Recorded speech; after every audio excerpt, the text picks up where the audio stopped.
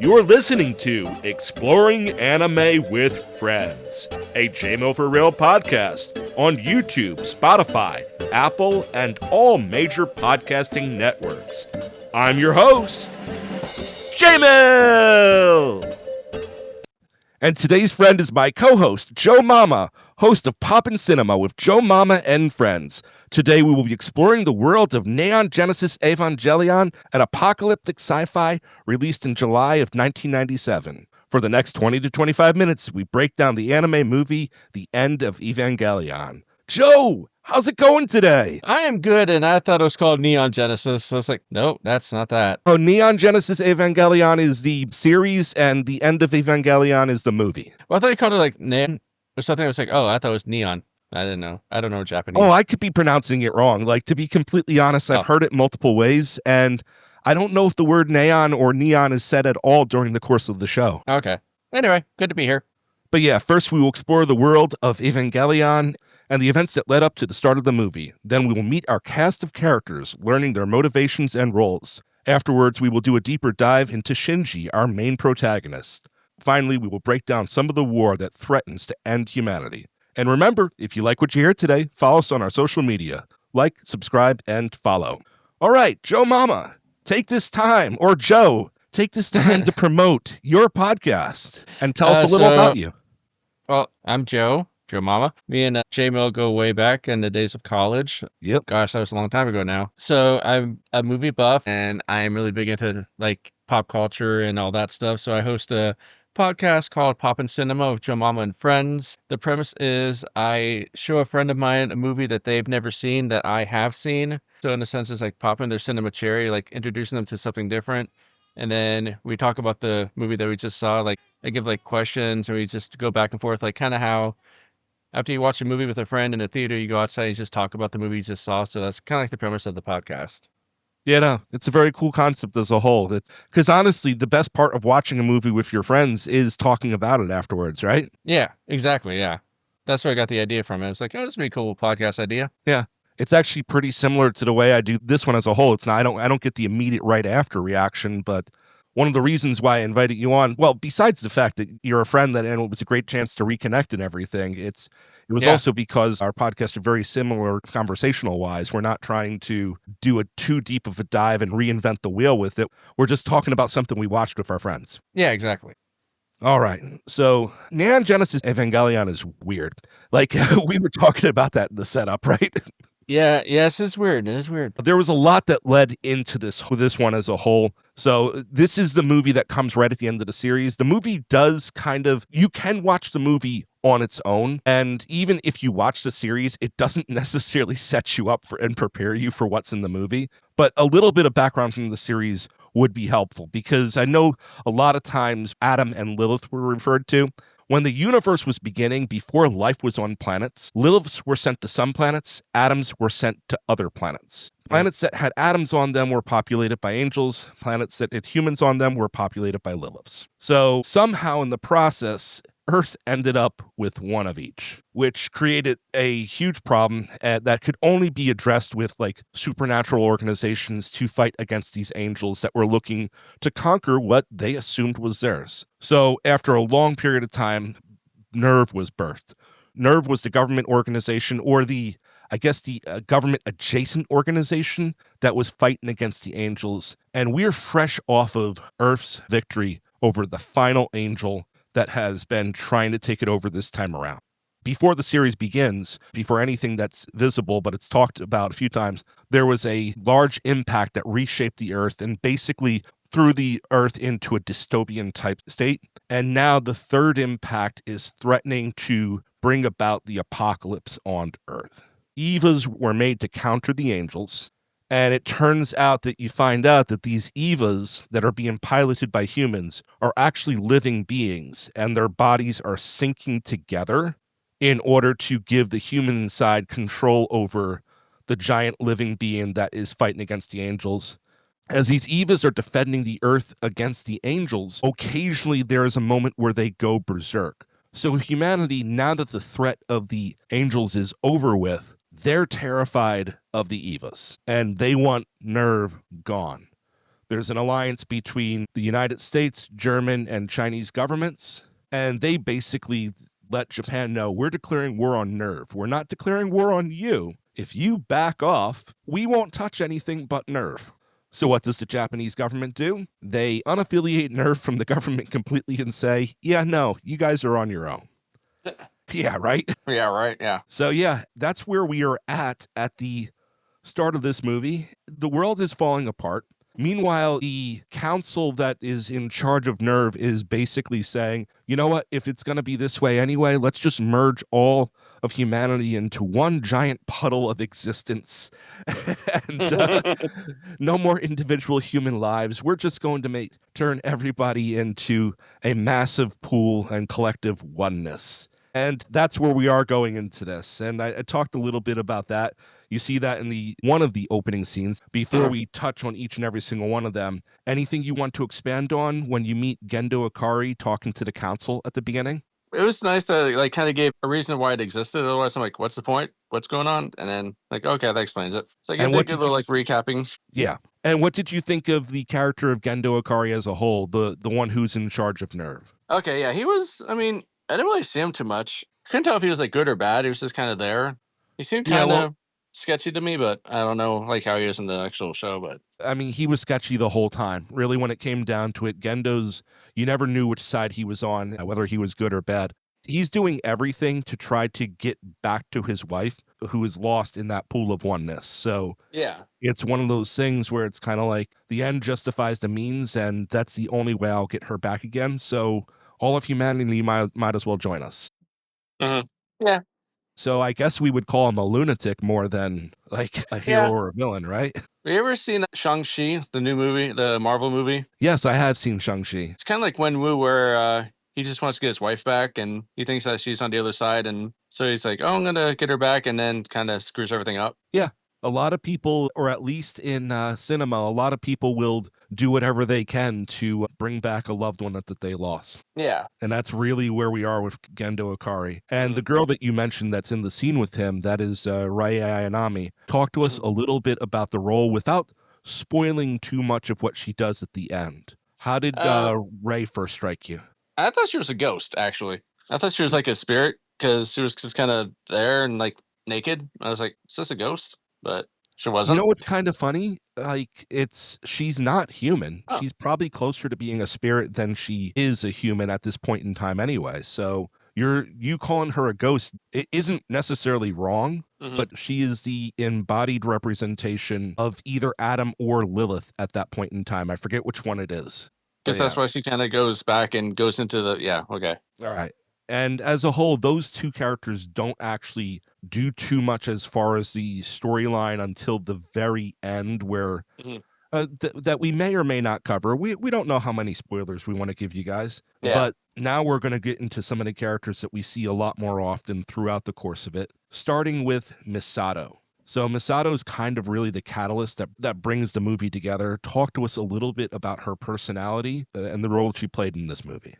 I liked her second best in this movie because she's very like hard nosed. She's very tough and like she tries to save Senshi and then she's in control of everything. And she tells like one guy's like, "You're okay. You're in charge. Keep them safe. Whatever." And I'm gonna go do this. But yeah, she was it was cool. She was good. I liked her. Cool. And she was obviously the one that was very active in making sure the Avas were able to take off. I think her best moment was when Shinji was about to be shot in the head, and they're like, "Oh, Oh yeah, nothing personal." yeah, You want that to was explain great. that scene? Yeah, it's like nothing personal. It was definitely funny, but one of the few times where a little bit of humor is woven in. Yeah, there was not a lot of it, but that was a good one.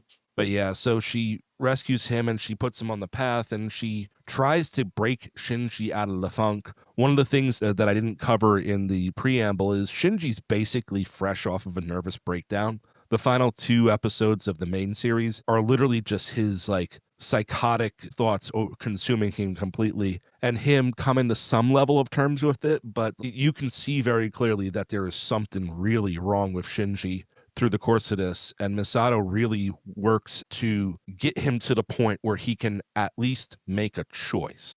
Hmm. because she keeps on going on about you choosing not to do anything is making a choice to allow humanity to fall. So she Yeah. wants to get him to the point where at least he does that so that if it does happen, he can at least be at peace with himself. Mhm. Anything about the weird dynamic between Shinji and Misato? Yeah, I didn't know like Shinji was like younger. I thought he was like maybe like 18, 17. But I think I he's probably believe younger he than is that. 17, 18, isn't he? Oh, I don't remember. I don't know if they said it in the movie or not, but I was like, that was kind of weird. She kissed him and everything. Like, huh, okay. I mean, it gives him motivation to keep going, I guess. I say, how old is she? Like, probably in her 20s, I'm guessing. I would guess that she was older 20s. Yeah. I'm doing I'm doing a quick age check on Shinji Ikari right now. Let's see, so that we know. Oh wow, yeah, no, that was that scene is definitely very icky. Oh, gosh. Shinji is 14. Oh, yeah. That's problematic. Now we need Misato's age. oh, Oh, she's 33. So gosh. Okay. Yeah. yeah, that scene was much worse than Yeah. than it came Yeah. across. Little Cougar Mellencamp there. Yeah, no, right? Man, so one thing that we should probably take this moment to say, yes, this is not a movie you want your child watching. no. No, no. From the opening scene, no, you're not. No. No, no, it makes it pretty clear in the opening scene. Anyone familiar with Neon Genesis Evangelion would know that right off the bat that if they're not watching the series, they're not watching the movie. But this is a mature show as a whole. Yeah. Yeah. But yeah, we're gonna get to a little bit more on Shinji now. We talked a little bit about the dynamic of Misato and Shinji, but anything you want to say about Shinji himself? Well, kind of like how you said that the whole season episodes from the last season, he was like a mental crisis, whatever. I didn't really know that. I just thought, like, man, you're a wuss. Just like man up already. Jeez. And also, he's four. Also, he's 14. So I mean, I guess it makes more sense. But I'm like, just Yeah, with stop the whining and context of crying. that. Yeah, I'm like, stop whining and crying and do something. I'm like, Michelle, like, do something. We can all feel like we're Misato in that scene where we're just kind of shaking Shinji and trying to get him to do anything because she can't jump into the Ava. Avas Yeah, have to be synced to different people. And he can actually jump into either 0 or 1. His body is the only one, if I'm correct, that can currently pilot Ava 1. yeah. I say I felt like it was very Pacific Rim esque movie with that. Yeah. But yeah, so that's where we're at. And we're obviously going to cover more about Shinji as we go along. But before we get to it, let's talk a little bit about the character who appears to be everyone's favorite character of the series as a whole. Mhm. Talk to us a little bit about the fiery redhead, who you don't really even see that her hair is red during the course of it because of the way the colors and everything play throughout it. No, she kind of looked redhead in the whatever the Ava, Okay. or it's just because the Ava was red. I don't know, but no, I liked her because she was taking on like all those like, angels. She's like, I'll take you on. Like I got 20 seconds each. Okay, let's go. So Always a like very she, brash, confident personality. yeah, we're like how Shinji was all like crying and moping, and she's like, okay, I'm just gonna kill everything now. And Like I'm that's by after myself. she comes Okay, out of a coma. yeah. And he's like, I've been asleep for a while. I want to go kill some things. Okay, let's go. Yep. Now it's easy to realize why she's so likable. I touched on it for a moment. Did you like the way that the color schemes went throughout the whole movie? Like, what I was your did.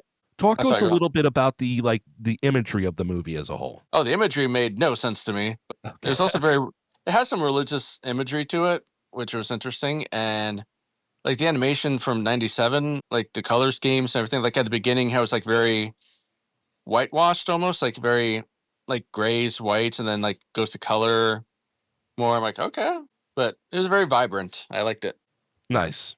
If you like what you're hearing so far, remember to check us out on social media. That is both Exploring Anime with Friends and Poppin' Cinema with Joe Mama and Friends. And you can watch Neon Genesis Evangelion and The End of Evangelion on Netflix. All right. As we move along, we're going to talk a little bit more about Shinji, the point where Shinji finally is waking up. What did you think of Shinji at like the halfway point of the movie? Oh, it's just fun the fact that he made a decision and he chose the right one.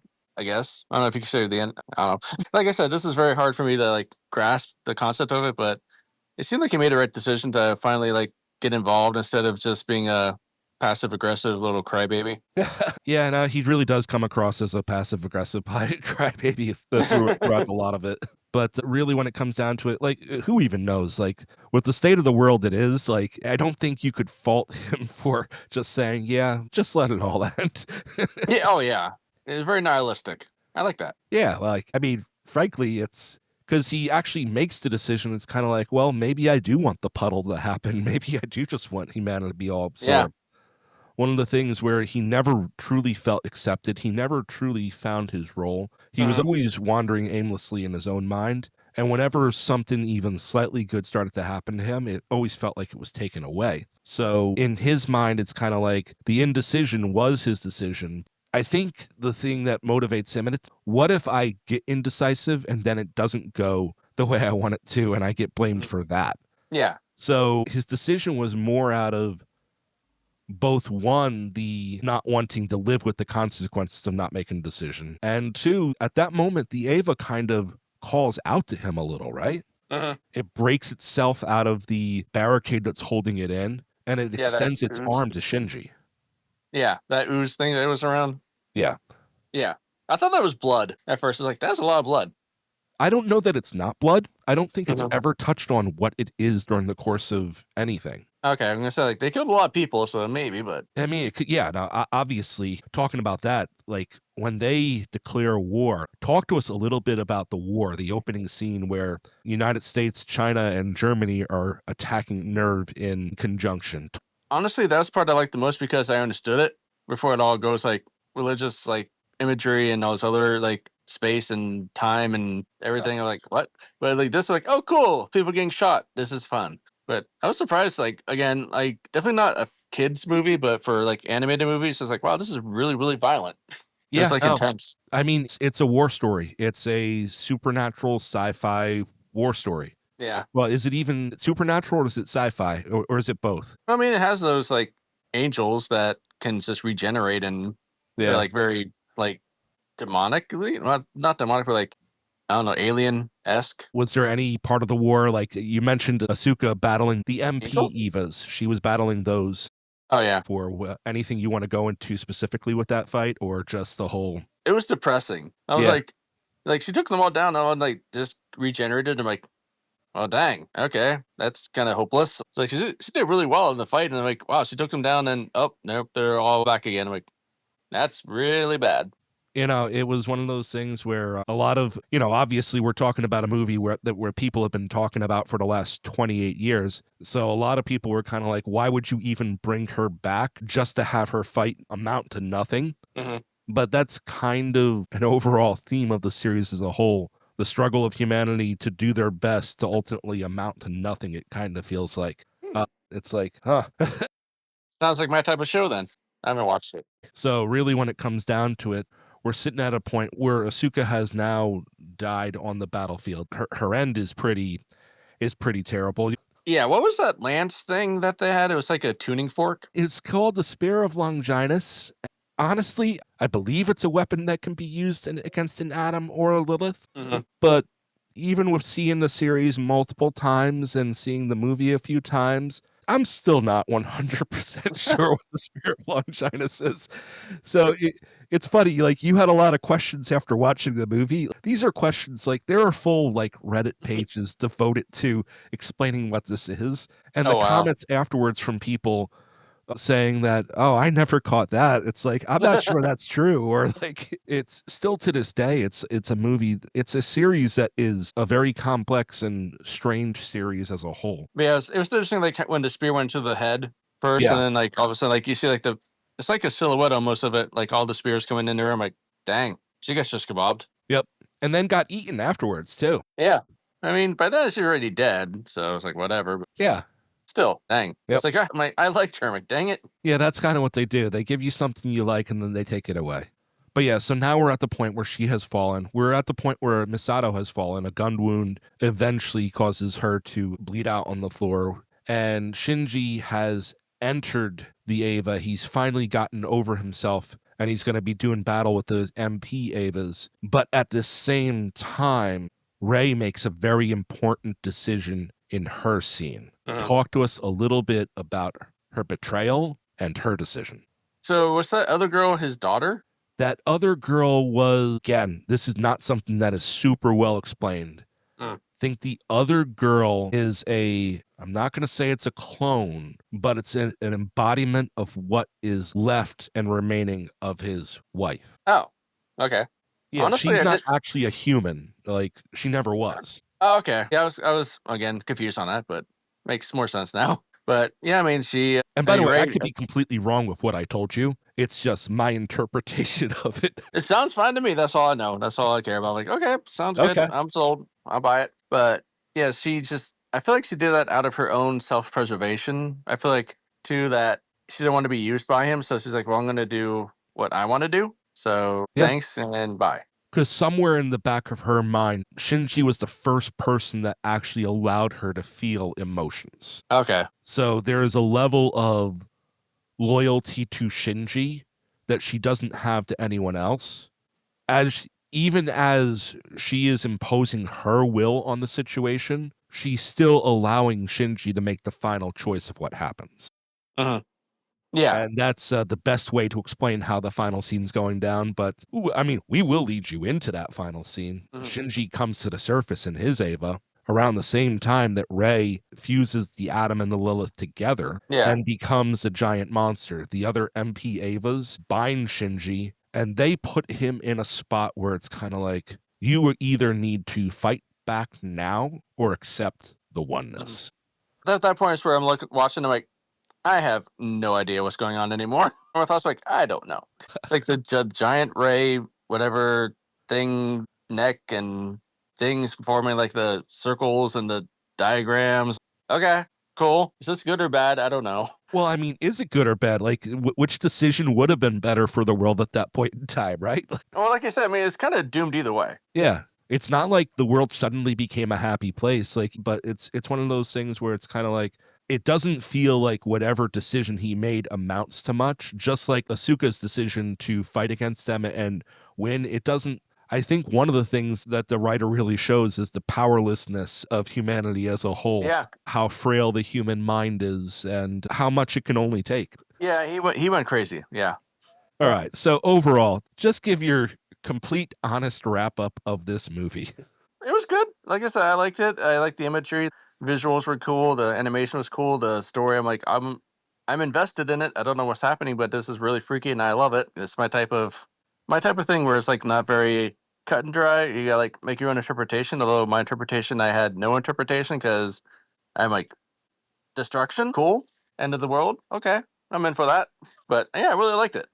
Awesome. Is it something that makes you want to watch the other movies that come after it too, or no? No, but I'm No. not a huge anime fan. Very few animes I've ever seen. It's just not my style. But Fair enough. I pulled you on more because you're the movie guy, not because you're an yeah, anime fan.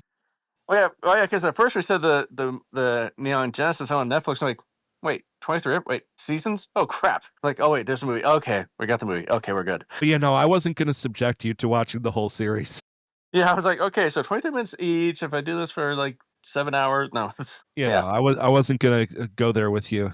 Next time, I would love for there to be a Oh yeah, next time. definitely, yeah, yeah. It was fun. We'll pick something that doesn't have a series attached to it whatsoever. Yeah.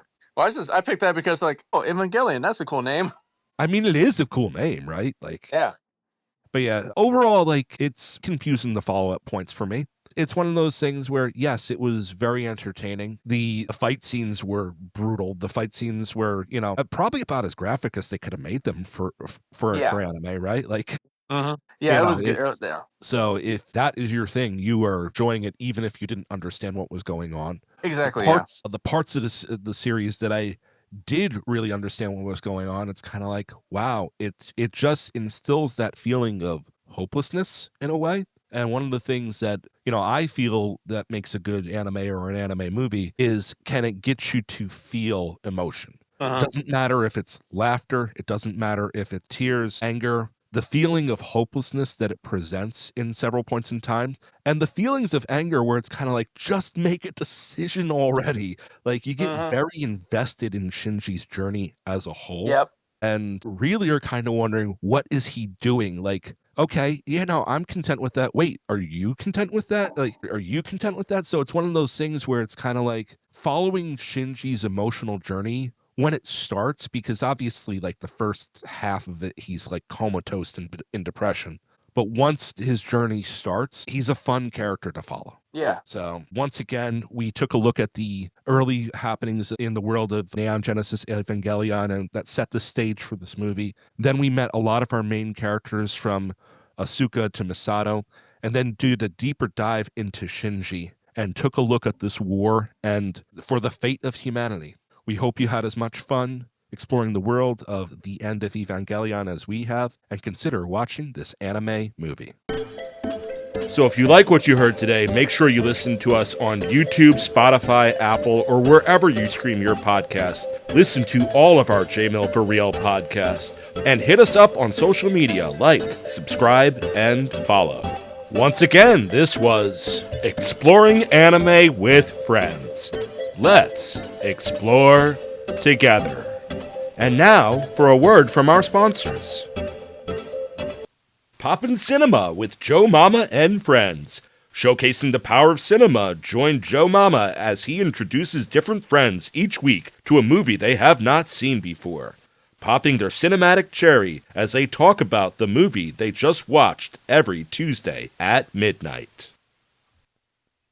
Bin Buster.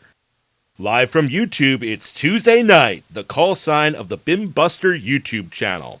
Once you hear this, you know you're about to embark on a journey through pop culture, movies, comics, and more. Buckle up and enjoy the ride every Tuesday night at 9 p.m. EST.